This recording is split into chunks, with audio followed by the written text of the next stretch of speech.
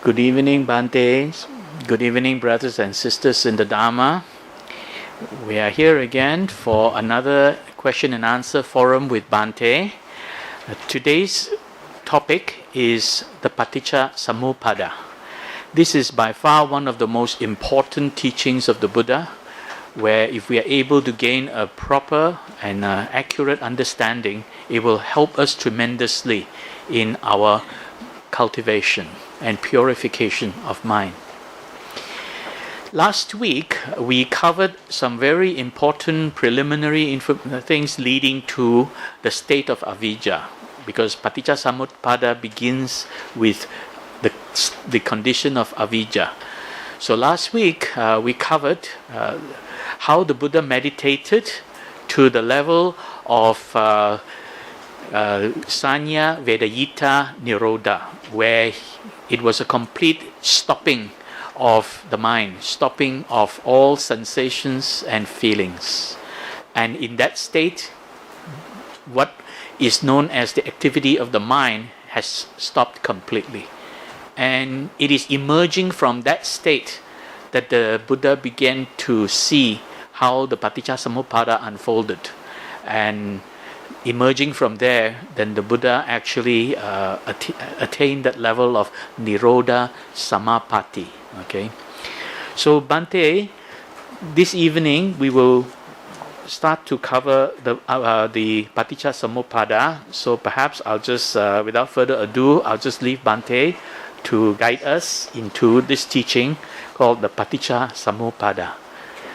Bhante.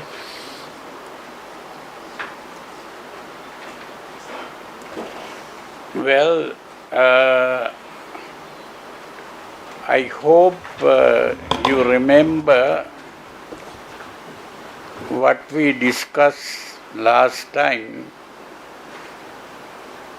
that the Buddha stopped what is called the mind. Now what that means is, although normally people think that there are two things called mind and body, the Buddha has pointed out that there are no such two things called mind and body. We have only one thing, that is the body. There is no such thing as a mind separate from the body. What we call the mind is simply an activity of the body.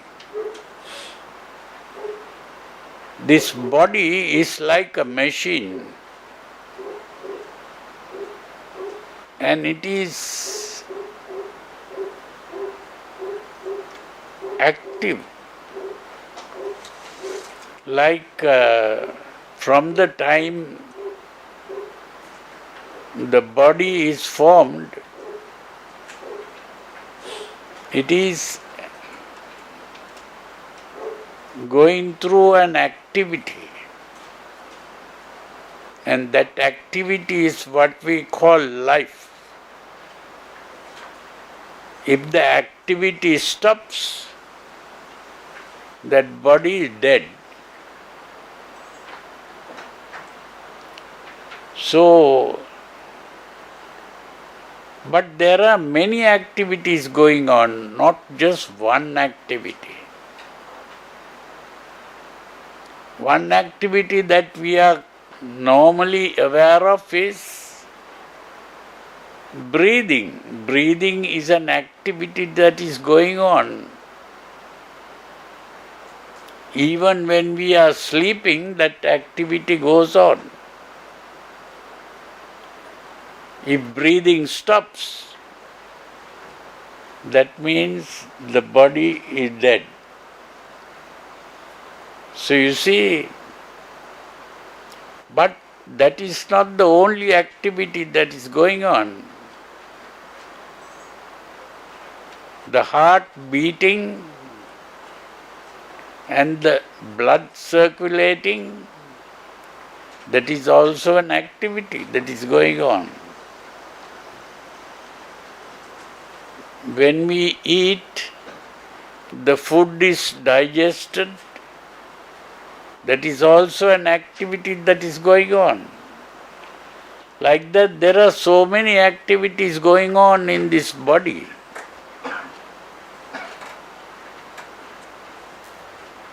But what we call the mind is really three activities that are going on in the body.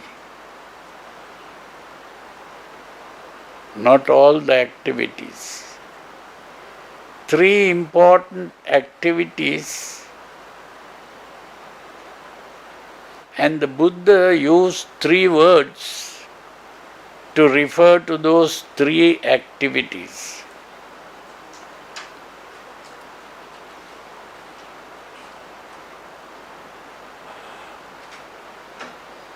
Now, first of all, we must understand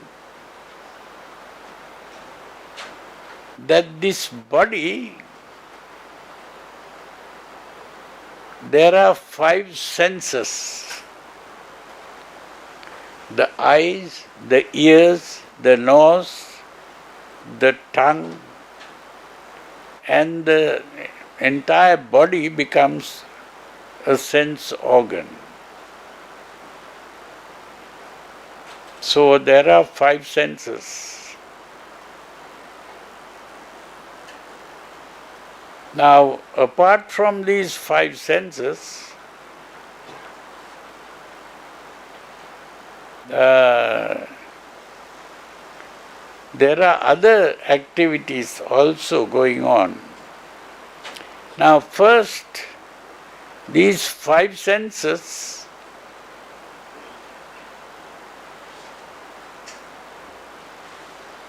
are affected by things happening in the environment. That means this body is in an environment. The body, because it is a kind of machine,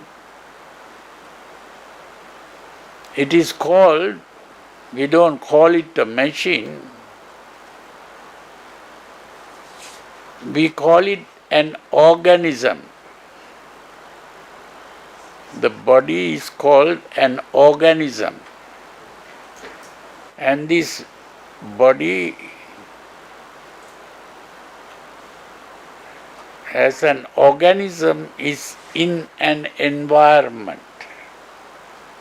What is outside is the environment. So the body is in the environment. And certain activities in the environment affects the body. So these activities outside in the environment affects, like light is an activity in the environment. And when light falls on the eye, we begin to see. That is a reaction of the eye to light.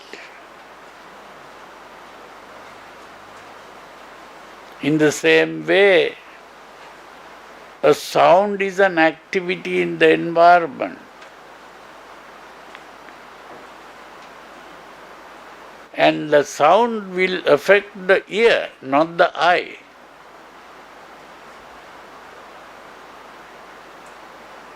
Light affects the eye, sound affects the ear. And the ear reacts to that, and that is what we call hearing. In the same way, smell is another activity in the environment. So you see,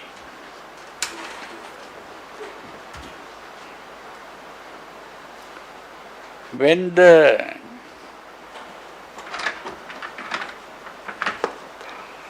activities go on in the environment, the senses react to these various activities.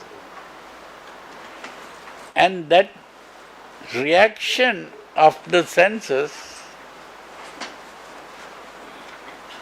is what we call perception.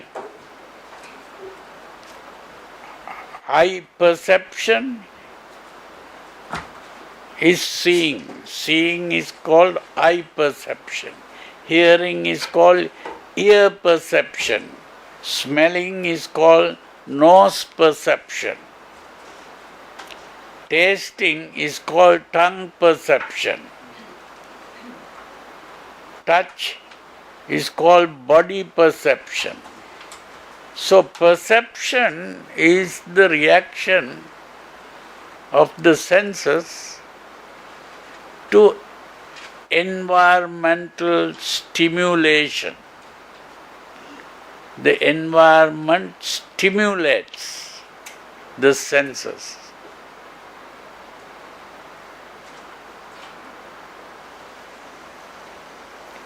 So it is important to understand how these things happen.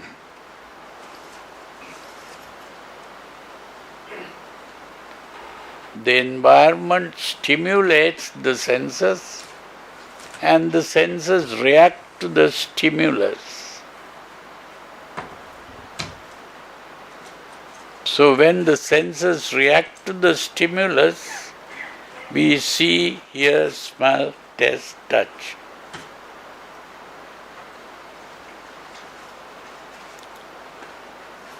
Now that activity is called perception. So that the Buddha used a word for that, and that is called vijnana, the word vijnana. Now it is important to understand that the normal translations of these words, which was originally done by Rice Davis. Rice Davis was a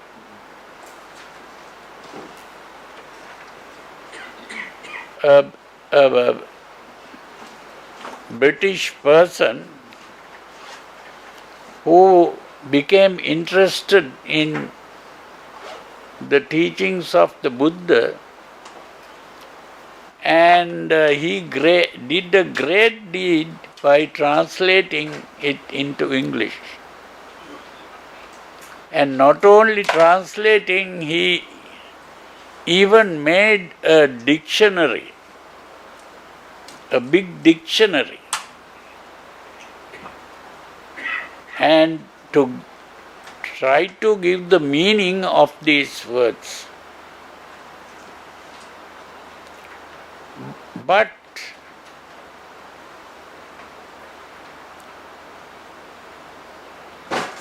unfortunately, some of the things he didn't understand fully. So some of the translations were not exactly correct. You see, the difficulty was that the English language is a language which is very different from the Indian languages. So the important thing is that These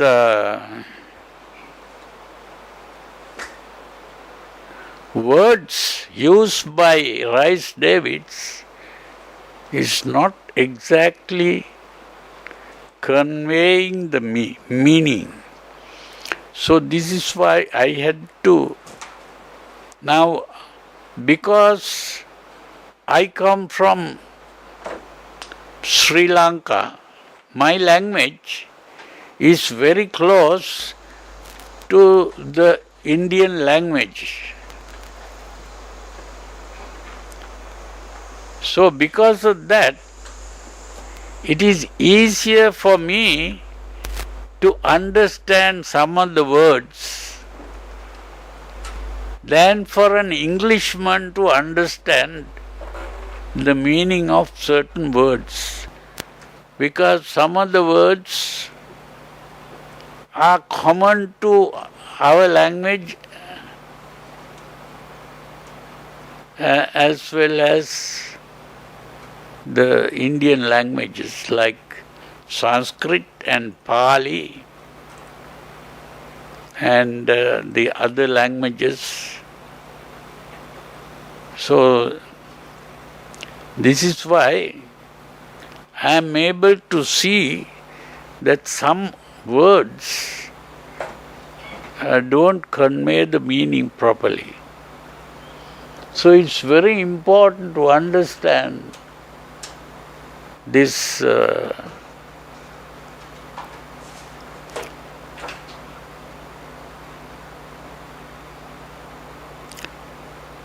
so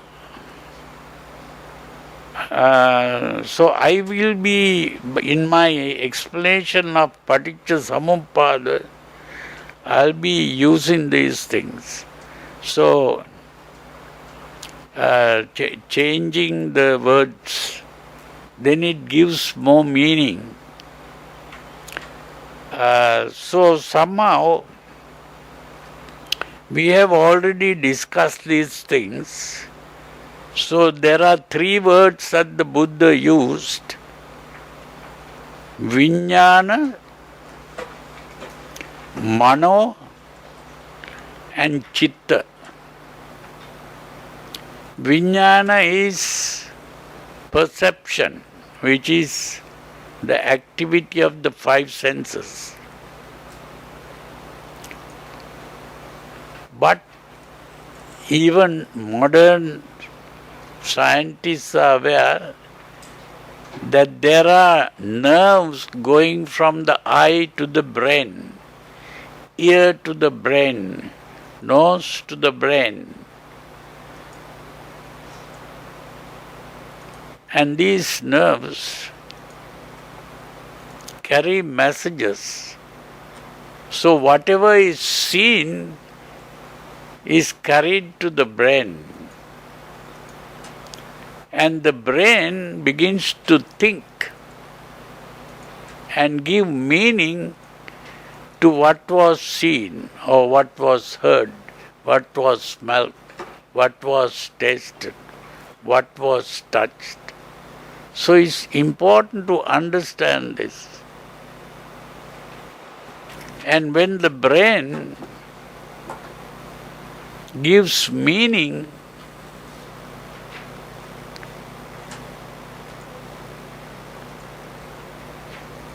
that is not a percept anymore. It becomes a concept. If you know the difference between a percept and a concept, then you'll understand what I am saying. A concept is an idea which has a meaning.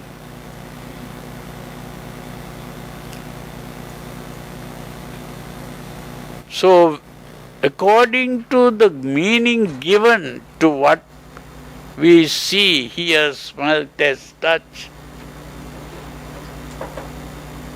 an emotion is aroused in the form of liking something that we see or hating something that we see, or fearing something that we see, or worrying about something that we see, that meaning leads to the emotional reaction. So this emotional reaction is what is called chitta. So there are three things: vijnana, mano and chitta. These are all activities of the body. These are not separate things. So activities of the body is what we call the mind. So mind is not something separate from the body. It is an activity of the body. Now, we don't have to go in too much into it because we have already discussed these things. So, last time we pointed out that the most important thing that the Buddha pointed out was that these emotions are blind. And these blind emotions are not able to think. Emotions cannot think. The thinking is done by what we called mano, that brain activity which we call thinking. That thinking is done by the brain activity which we call mano. And emotion cannot think. Emotion can only desire or hate or fear or worry. That is what emotion can do. Unfortunately, when we are born, the first thing that we are born with is the emotion. When a baby is born, you know the baby cries. That is an emotion. That baby cannot think. Only after some time, the baby begins to gradually learn to think. So the thinking comes later.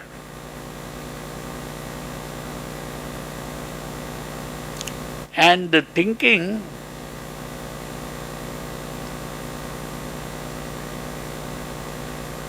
is dominated by the emotion.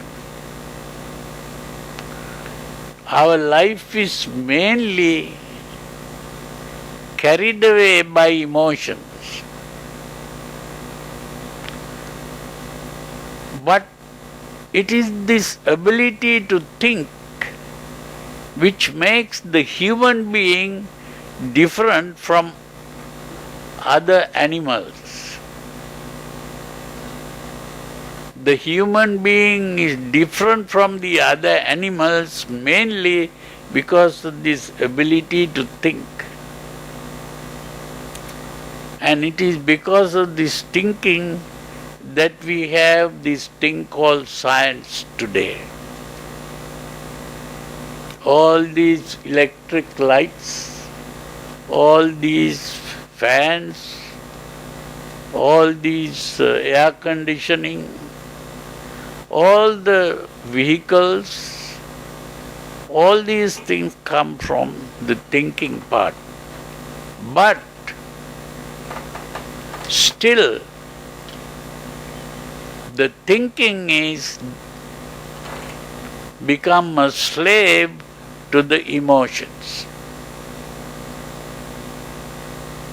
It is the emotion that wants all these instruments, and the thinking part will just do what the emotions want. Today, you know that people are frightened that if there is a nuclear war, that will be the end of the world. Why did people make nuclear weapons? Because the emotions wanted. Emotions are dominating the minds of people, and so this is why we have all the problems like crime, wars, terrorism. All this is because emotions are dominating the world.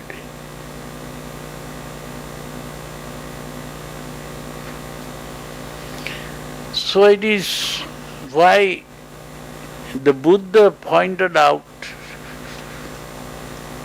that what has to be done is the mind has to be dominated not by emotions but by the thinking part.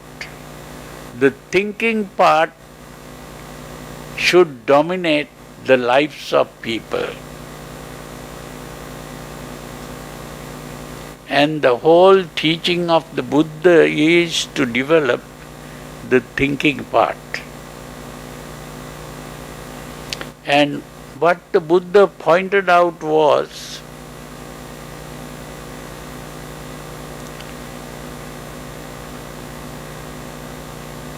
that this thinking part has to be corrected.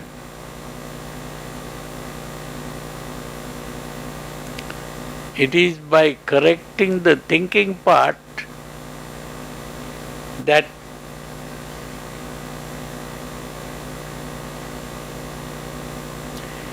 you see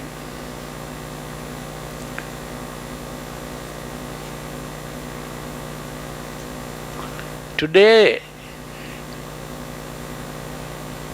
there is a school of philosophy called existential philosophy. And they point out that out of all the animals in the world, the human being is the animal that is aware of his own existence. And not only aware of his own existence, he is also aware that he is going to die. So to exist or to be born is to die.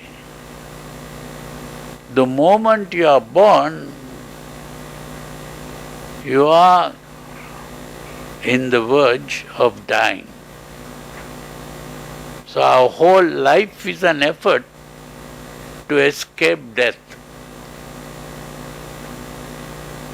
That is why we go in search of food, because to exist we have to have food.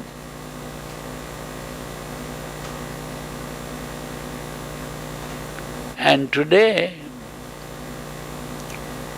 all animals go in search of food, and while they are searching for food, another animal comes and makes that animal the food.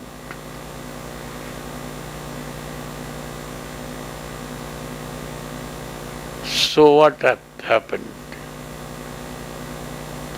Even if you look at the human world, one human being is exploiting the other human being. That is how they keep on living. It's a competition. All this is ultimately every animal, every plant, every human being is struggling to survive, to exist, keep on existing. But in spite of this struggle, every person has to die. This is the problem of existence. And so,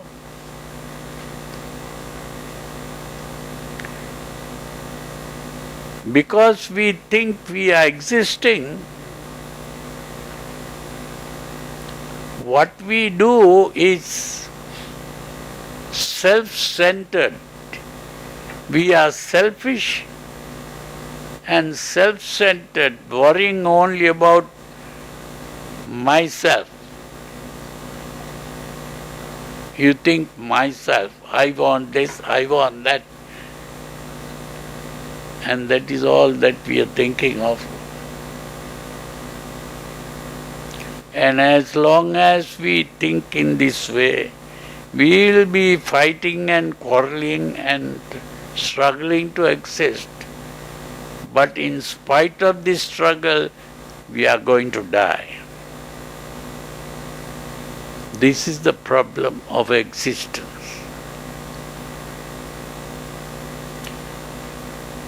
And all religions are ultimately an effort to keep on living.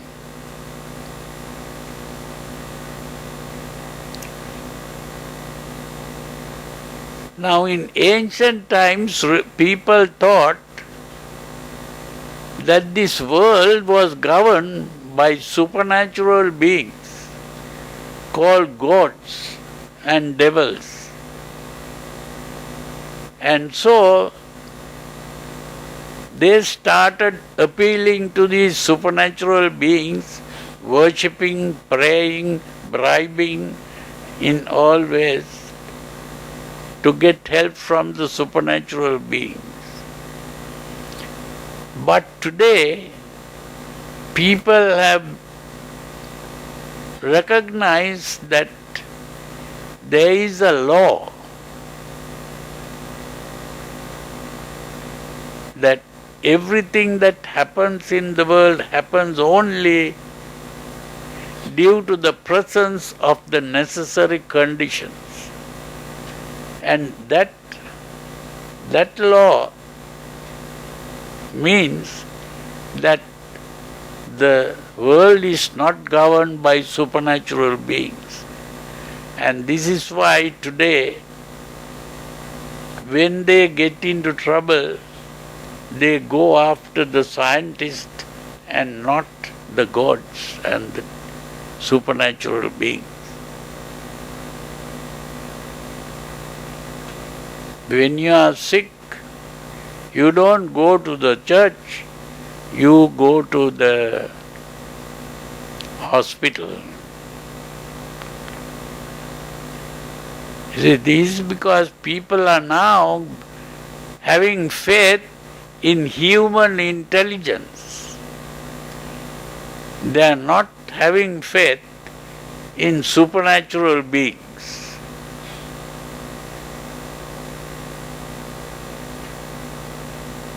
And this is why today people are getting interested in the teachings of the Buddha, because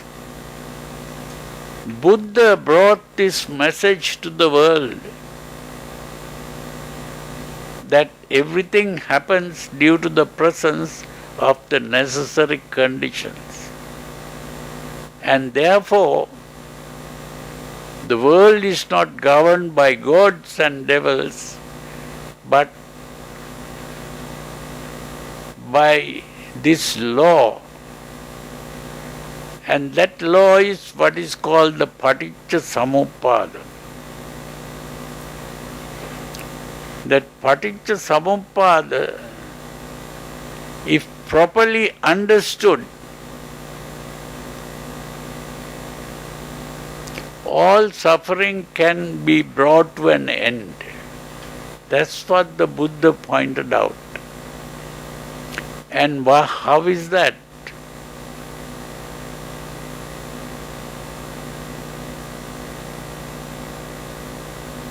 He pointed out that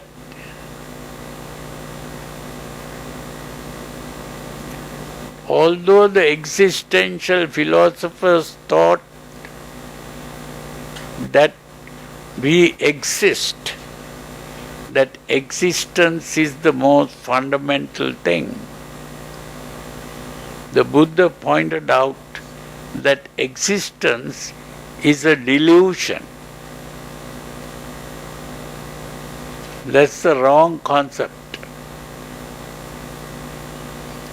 We do not really exist.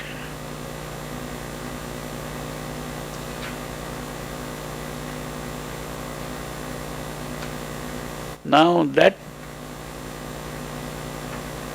he understood by freeing the mind of emotions. It is the emotions that make us think that we exist. The emotions are not able to think, and the emotions desire things or hate things. It is only by getting rid of emotions and purifying the mind, freeing the mind of emotions, that the idea of existence will disappear.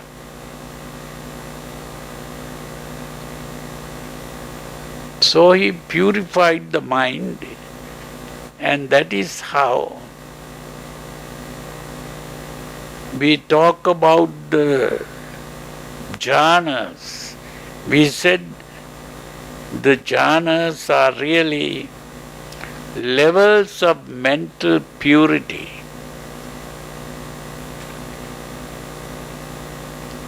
There is the first level of mental purity, second level of mental purity, third level of mental purity, fourth level of mental purity.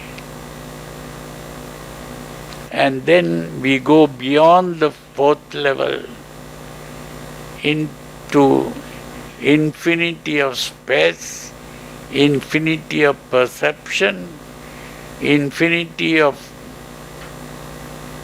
no existence, the infinity of neither perception nor neither sensation nor no sensation, and ultimately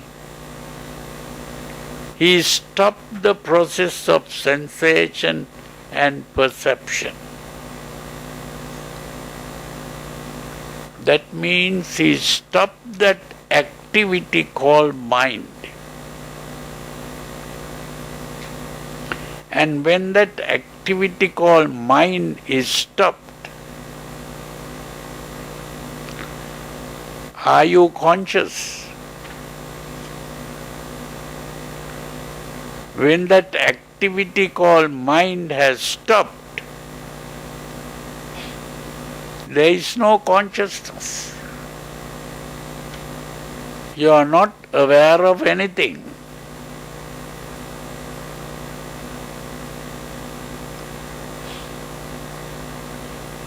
Now from that state, again he woke up from that state. And when he woke up from that state, he began to understand how mind begins to work.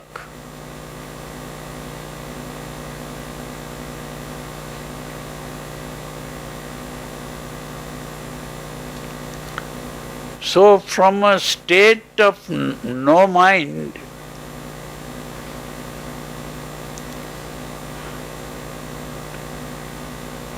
he started the first activity of the mind was what is called feeling and sensation. Feeling and sensation.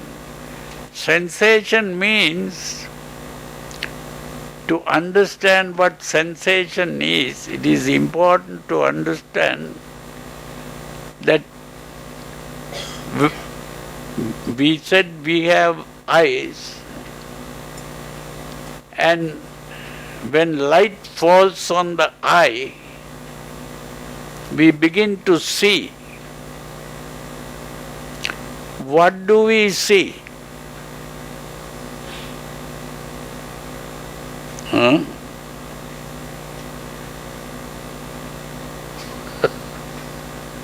What we see is only light,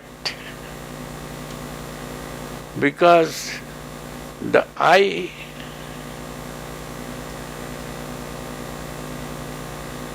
can see the light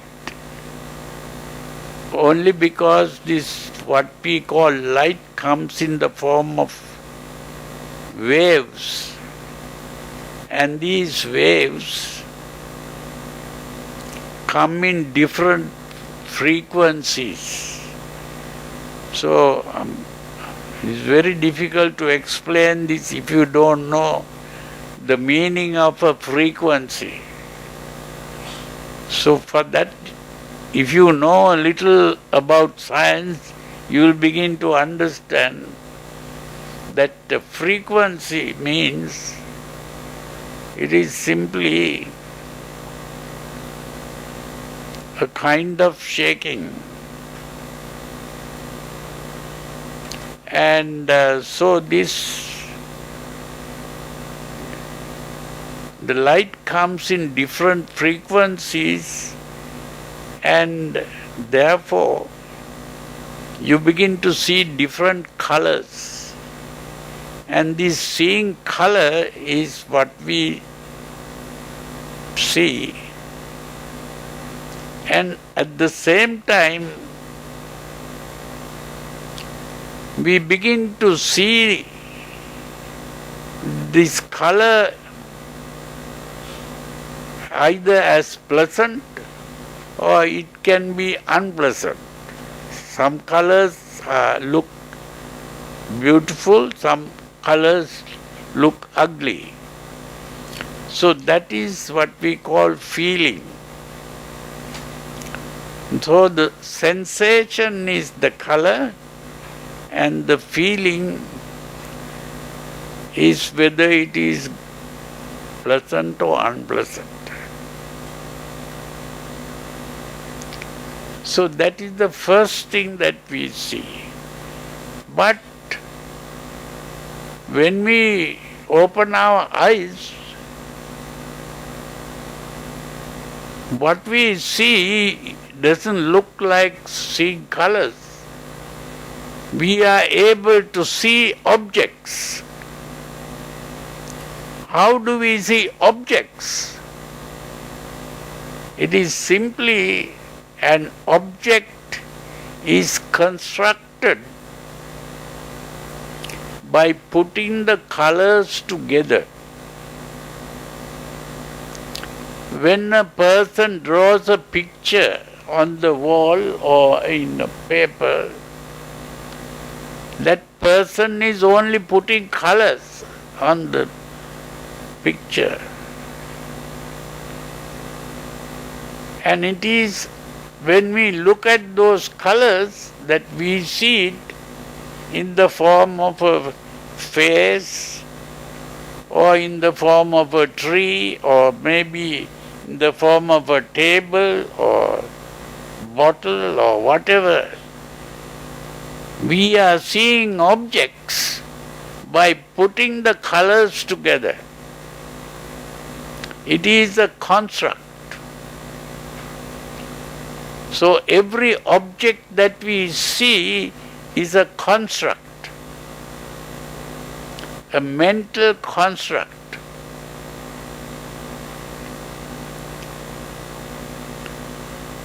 So we put the colors together and form a construct.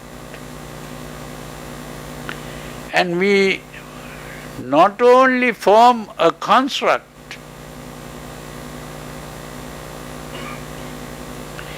we identify it. We are able to look at a thing and say, oh, this is a face. How do I know that it is a face? Because I have seen faces before.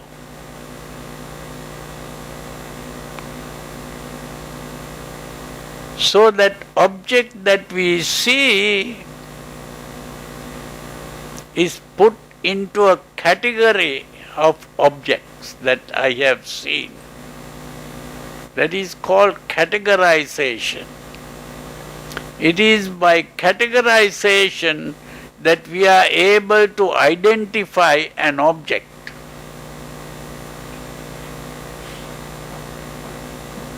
I can look at an object and say, that is a chair, or that is a clock, or that is a door. All that is because I am categorizing what I look at. So this identification means we are also giving a name to that. So every object has been given a name to identify that. When we say clock, that is a name given to that object. When we say table, we are giving a name to that object.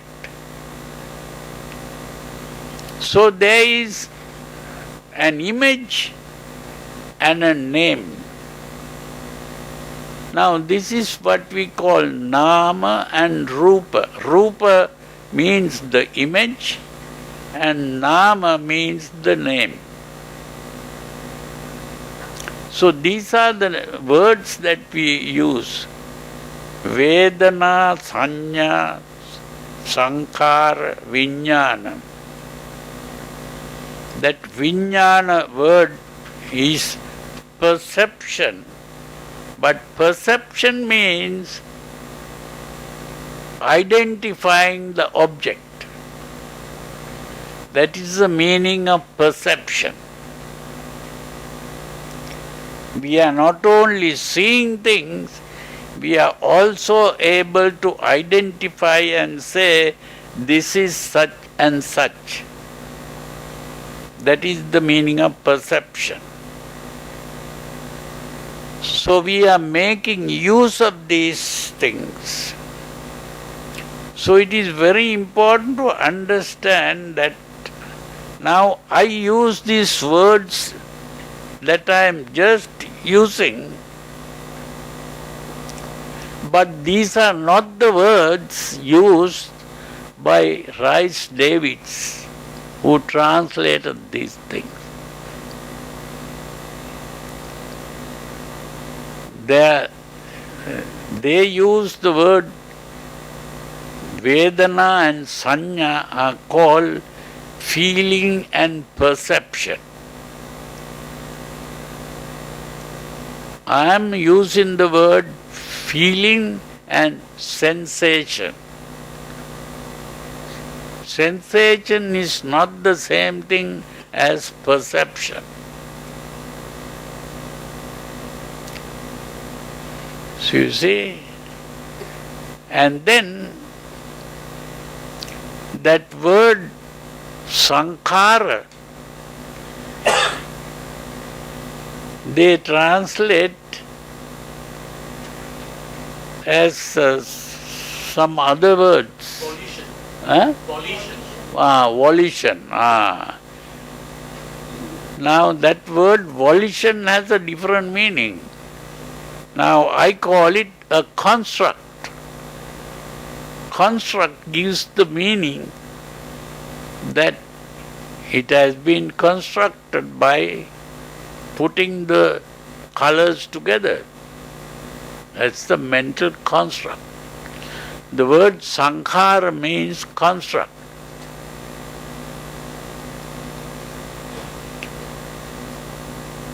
So only when you put the proper words that you get the meaning out of it. And so once you have constructed and you are then identifying it, and that identification is really the perception.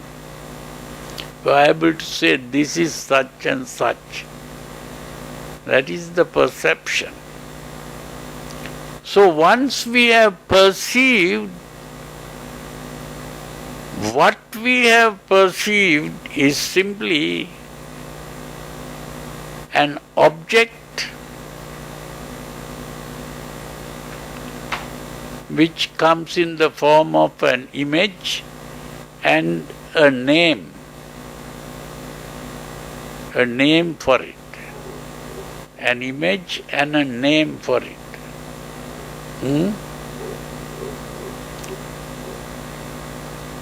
Then, once that image has been made and the name,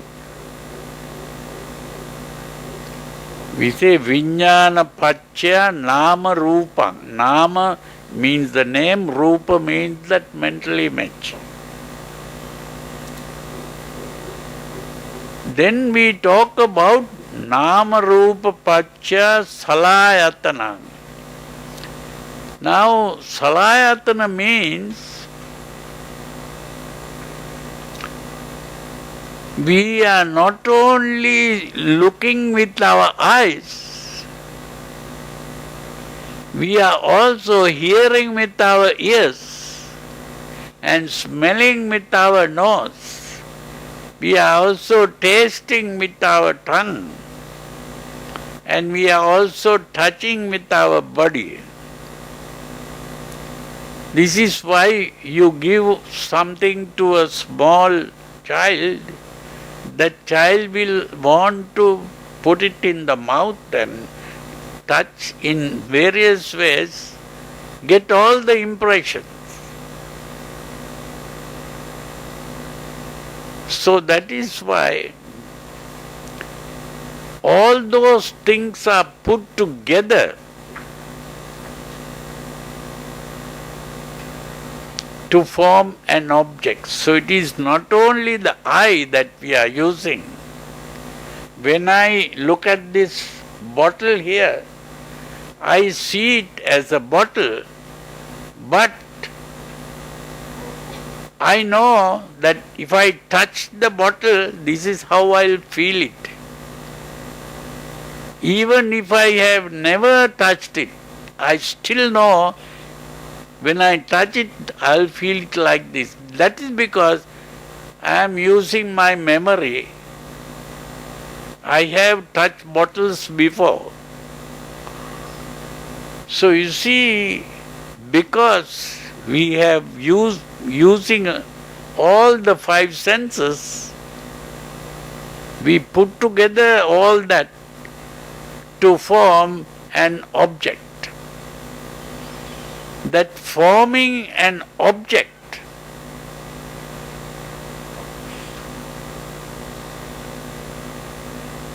is what is called phassa. Salayatana Pacchaya Phasso.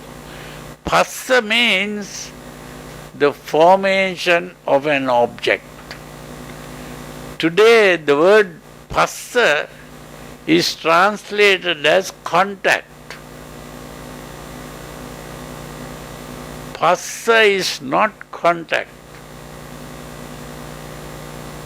Phassa is the formation of an object.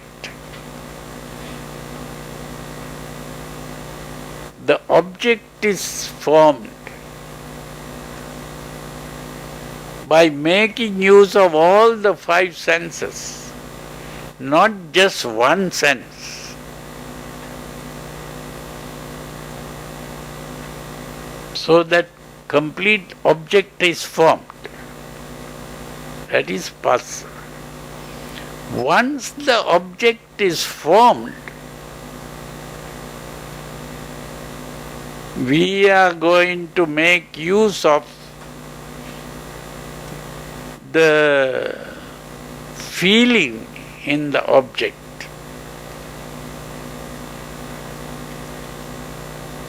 You may get a pleasant feeling in the object, or you may get an unpleasant feeling in the object.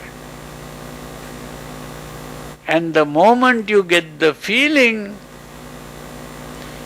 you react to that object with a desire or hatred. You see, it's an emotional reaction to the object. That emotional reaction the Buddha called tanha. Tanha is not craving. Today, Rice Davids use the word craving. But tanha is not craving. Tanha is the emotional reaction. A craving is wanting something. But here we not only wanting, if we dislike something, we don't want it. We want to get rid of it. So therefore it is not a craving. It is the emotional reaction. Now the moment the emotional reaction occurs, another interesting thing happens.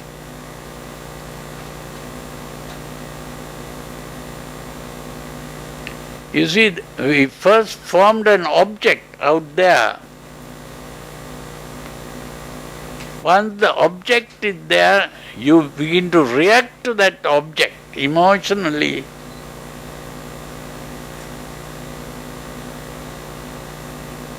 Then there are two things, the object and the reaction.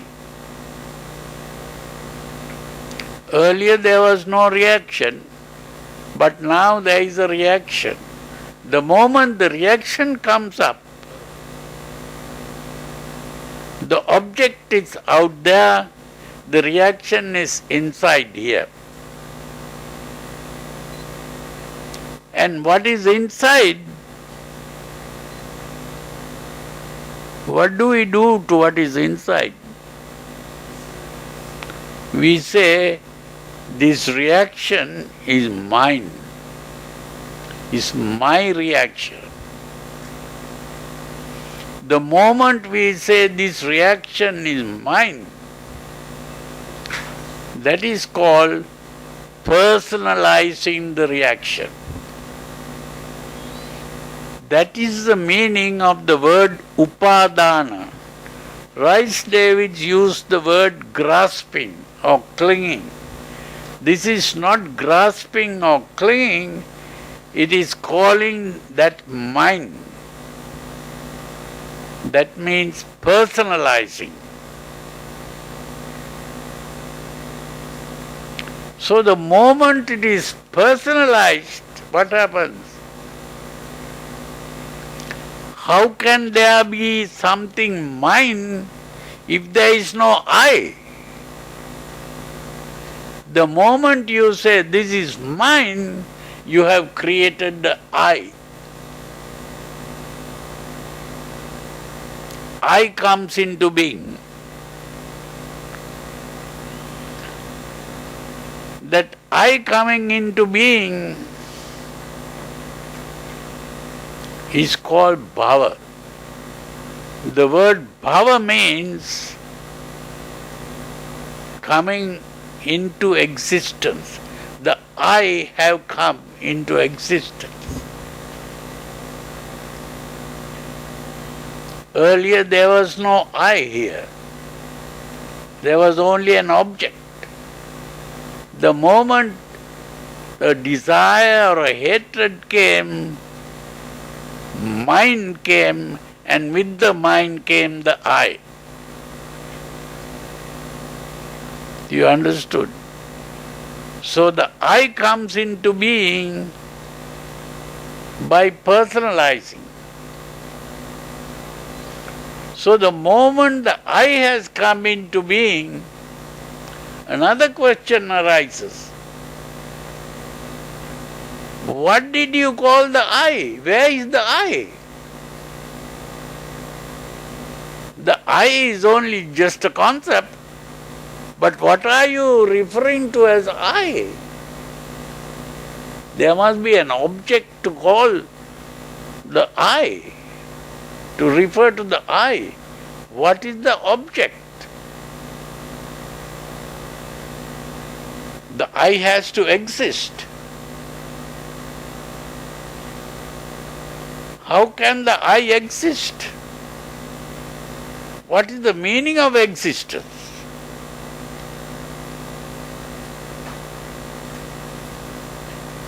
Existence has to be understood. Existence means, now if you say this cup exists, what does it mean? The cup occupies space, it occupies time. To exist is to occupy space and time.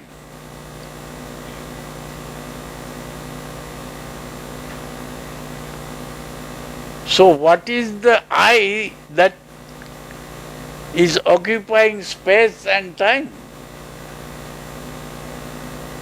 The only I that can be occupying space and time is the body.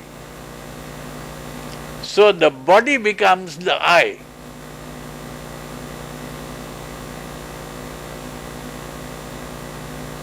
Body is the thing that is occupying space and time.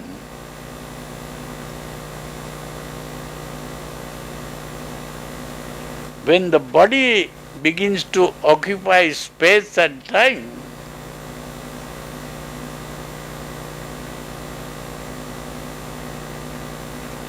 you can say the body is so many inches tall, so many fat, and all kinds of things you can talk about the body, you see. That is occupying space. The volume of the body, length, breadth and height.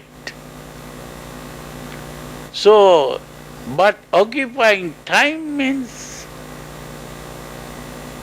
it has a past, a present and future. To occupy time is to have a past, a present and a future.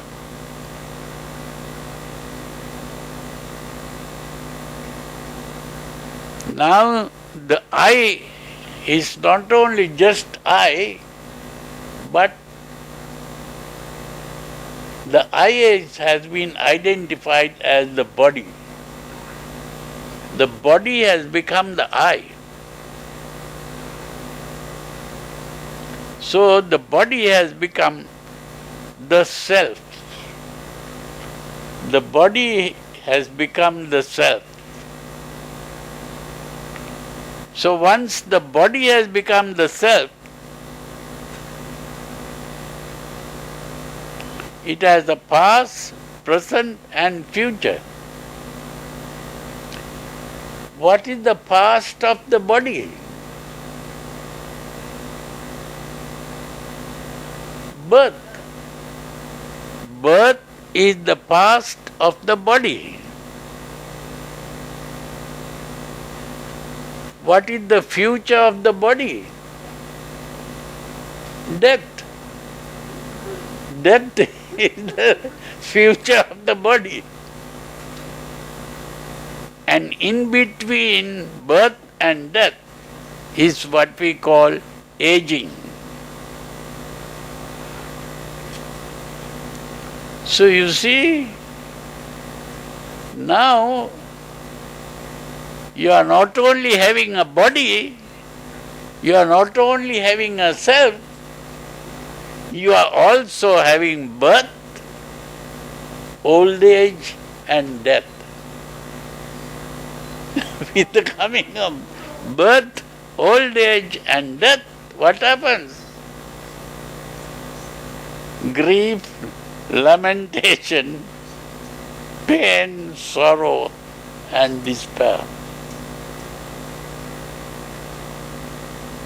By creating a self, you have created suffering.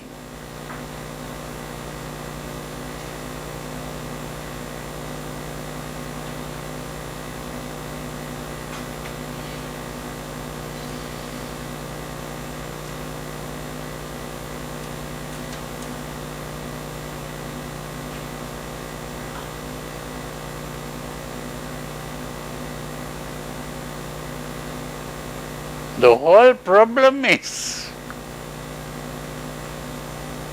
this getting hold of the body.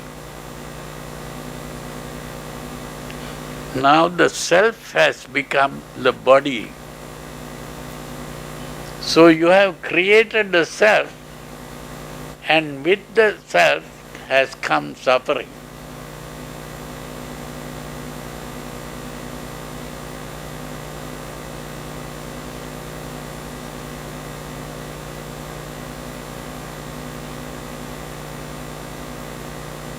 You understood? That is how the Buddha says, this is how this whole mass of suffering has come into being. Eva metasya kevalasya dukkha khandasya samudayo hoti. So the Paticca Samuppada is an explanation of how suffering comes to an end, how suffering comes into being. But what the Buddha pointed out was, if we can see this properly, we begin to understand this whole thing has been created by this mental process. Not only the self, the world is also created by this mental process. The whole world and the self and the suffering was created by this mental process.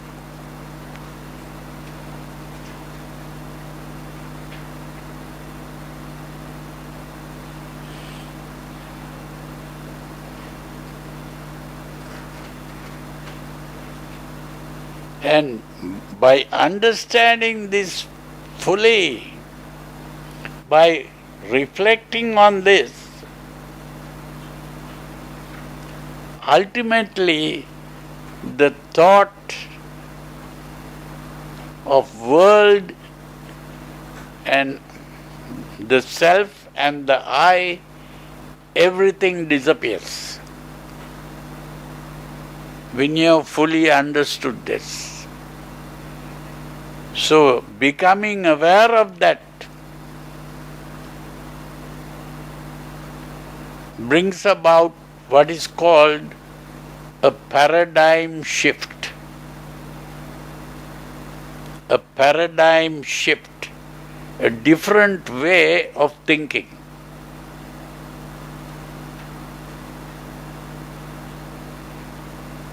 And the different way of thinking is to realize that this is all a mental creation, not a fact.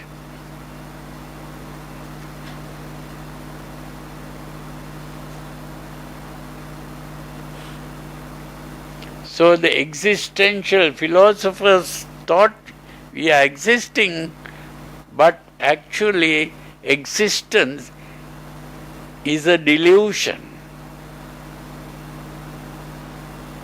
That is, when we have understood properly, we awaken from the dream of existence.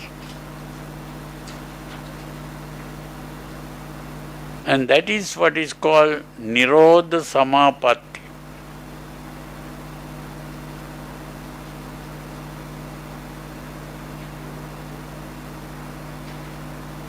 Now some people who write books on Buddhism, they also think the Nirodha Samapatti is the stopping of the mind.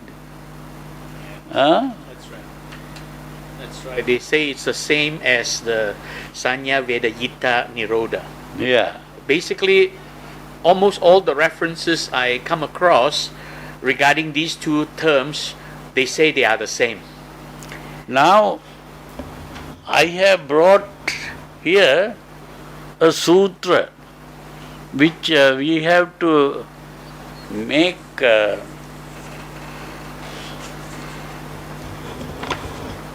very important. Which sutra is that, Bhante? Is it in one of the Nikayas? Yeah, this is the Nikaya, the I have the Nikayas. gradual sayings for volume 5. Which Nikaya is that one? Anguttara Nikaya. Okay, I can show it on the screen if you want, Bhante. Uh-huh. I have the Nikayas on the screen in my computer. I can Anguttara show it in the Nikaya. screen. Okay.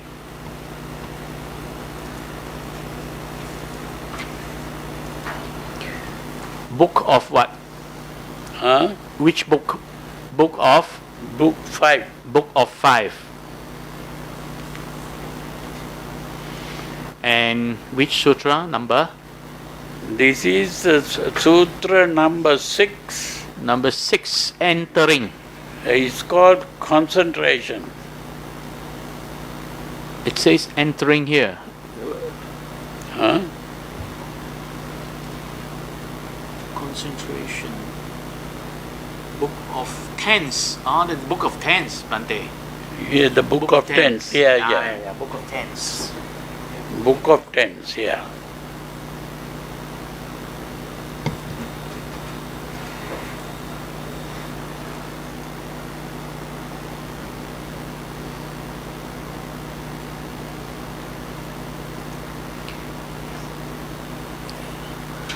Sutra number 6, concentration. You got it? Yeah, 133. Okay, we'll come to that. Here, yeah. So, What does it say? this one, Bhante. Yeah. Venerable Ananda approached the Blessed One. That's one. You try to make it big so that we can read. As big as I can make it down. I think people can see it. Yeah. Paid homage to him, sat down at one side and said to him, Bhante, could the bhikkhu obtain such a state of concentration? Now, concentration there means samadhi. Yeah? Samadhi, yes. Yeah. He would not be percipient of earth in relation to earth, water in relation to water, fire in relation to fire, air in relation to air, of the base of infinity of space in relation to the infinity of space. That is the samadhi, yeah? Yes. And the infinity of consciousness, the infinity of nothingness and the infinity of neither perception nor non-perception of this world in relation to this world, relation to the other world in relation, but he could still be percipient. What does percipient mean, Bhante? Still conscious, Still conscious, able to perceive. able to perceive. Then the Buddha said, the important thing is to be free of all those experiences, but at the same time you're conscious. And so the Buddha says, he could Ananda, but how, Bhante, could he obtain such a state of consciousness? Here Ananda, Bhikkhu is percipient. This is peaceful, this is sublime. I'm sorry. Whoops.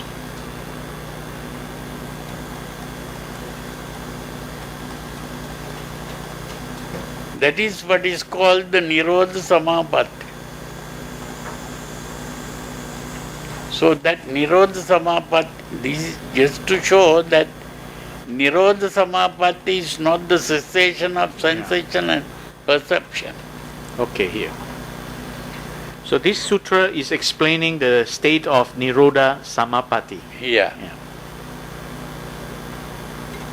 That is to point out that Nirodha Samapatti is a state where you are fully Still conscious. percipient.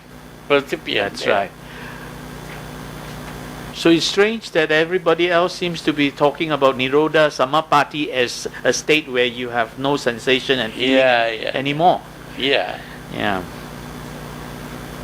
I specially chose this sutra to point out that. Yeah, that is very helpful, Bhante. Yeah. Okay.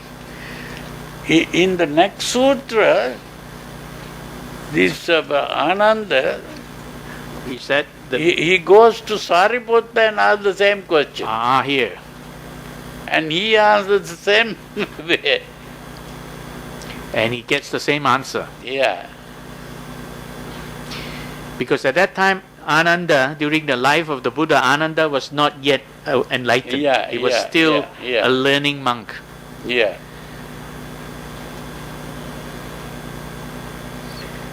Is there anything else Bhante would like to enlighten us? Well, that is the most important thing. Okay. And so now you can ask questions. Yes, it's open to the floor for questions. The microphone is there, so please approach the microphone. I think Bhante has given us a very good explanation of the Paticca Samuppada.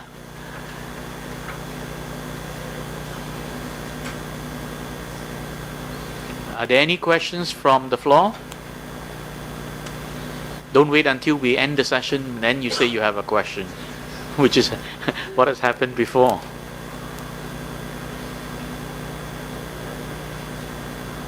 Either you all fully understand or you're all totally confused.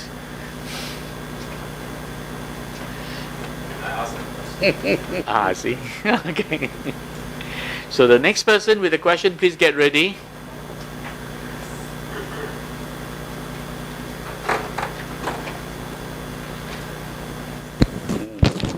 Bhante, just now you explained this parcel is a formation of a object.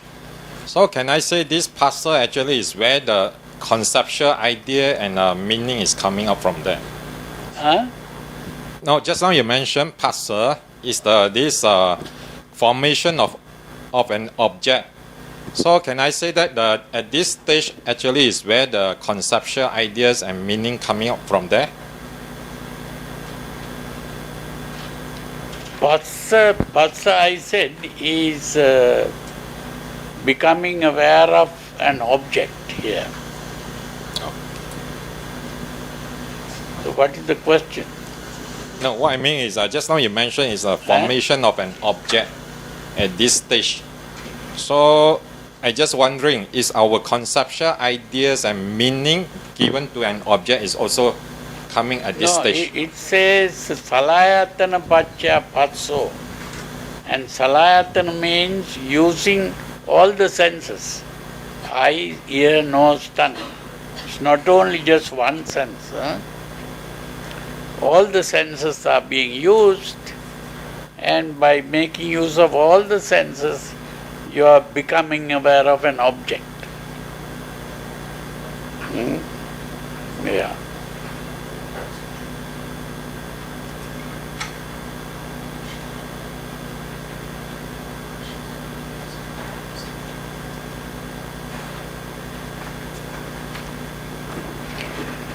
Bhante, back to this question that you Yeah. just answered, Pasa. In this case, it is not just the object, but the object with reference to the world, because you have now put together all the five senses, the perceptions from all the five senses. Object, yeah. So it's now not But just the object, all but the objects in the world are included in yeah, with reference to the world. So Yeah. now the world, Yeah.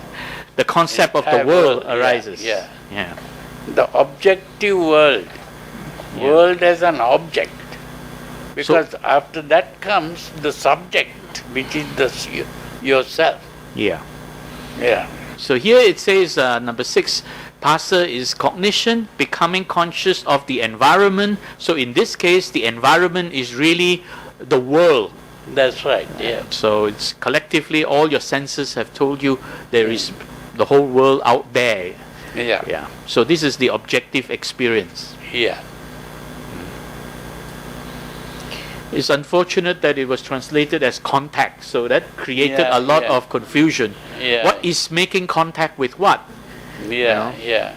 No, that idea of contact came because even the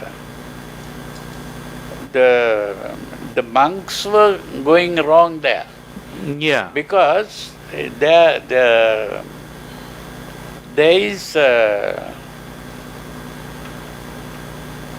is a word pottab, Potaba, yes. the touch. Pottab refers to the tangibles. That means what can be touched with your body. The sense of touch. So with the sense of touch you can touch anything. So what you can touch is a tangible. So that is the pottab. So the diagram up there, Bhante, in the diagram up there, They are the tangibles, this one. stimulating touch receptors. So The- Potaba is because of Kaya, Yeah, kaya. Came that's from right, kaya. Yeah. tangible, stimulating, touch, producing. And they were making a mistake that tangible is pottab. Yeah, That no. Pasa. pasa. Tangible is pasa. Ah. That's why there's the contact, because the hand comes into contact with the object. That's right, yeah. But actually, pasa is really the conception, Yeah. putting together all these different perceptions together, That's right, yeah. creating the concept of a world out there. That's right, yeah. So potaba is really the mental image of touches. Huh? Potaba is mental images of touches. What your mind has now realized you have touched Yeah. something. All right. So this is the Salayatana. Any other question from the floor regarding the Paticca Samuppada, what has been No, discussed? this I think you have to go home and think more about it. Yeah. So, and we have an opportunity for one more Q&A forum. Ah, sister, you have one. Good. Yeah?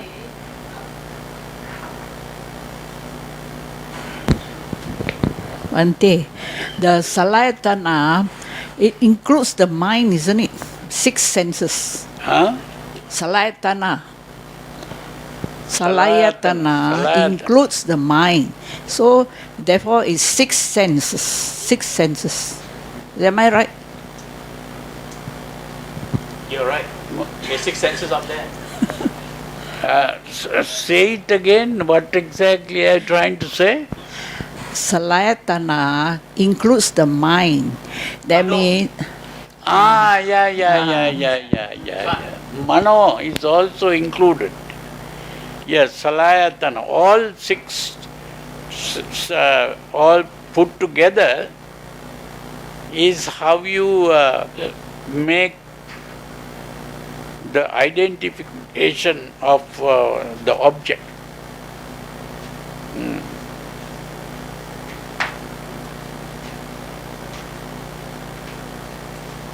So Salayatana Pacha Passo.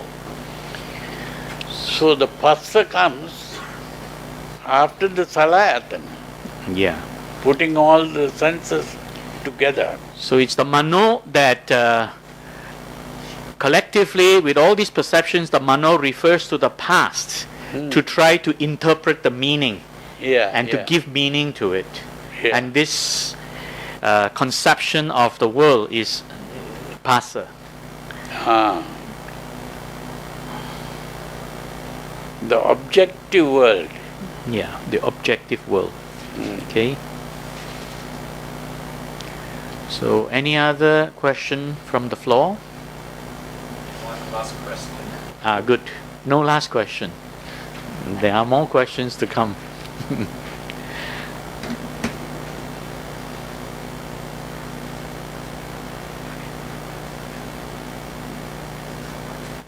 Okay, Bhante. Just now you explained that these are our mind are actually activities for the body. Okay. So by looking at this Paticca Samuppada, it seems like the mind comes first before the body.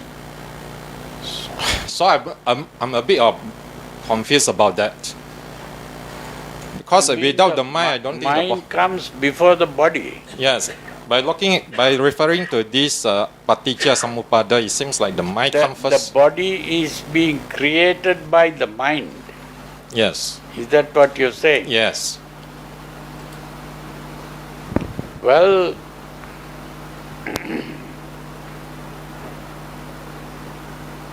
this is also an interesting thing.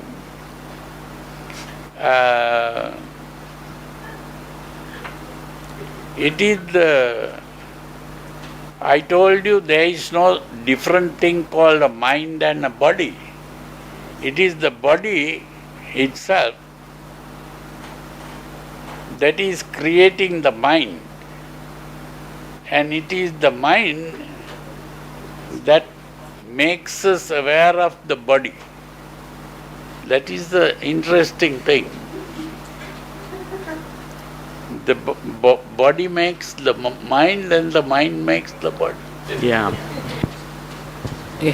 Bhante, there is such explanation in Buddhism, cause and effect. But can this Paticca Samuppada also cause and effect, mind and body? I mean, the body,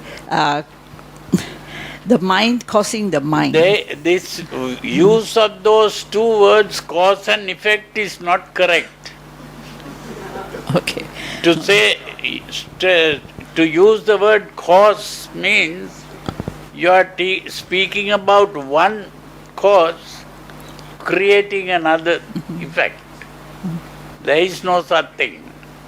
Many conditions are necessary for something to happen. So it's not a cause. So there is no such explanation, cause and effect. Yeah. Even to talk about cause and effect is a mistake. But there is no some such thing as explanation cause and effect. in the sutta. Huh? Some explanation in the suttas. These are not in the sutras, these are translations of people. Okay. They are not in the sutras. I think what Bhante means is conditions give rise to outcomes. yeah. Not cause and effect. Yeah. Conditions and outcomes. The Buddha used the word hetu. Hetu means condition, not cause.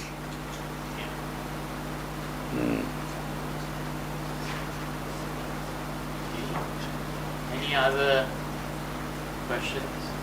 I think, sister, is that question answered, that it is really conditions giving rise to outcomes? That is what Bhante is translating it as. Not cause and effect. Because the word cause means this thing can only be produced by one cause. But that is not what happens in this world.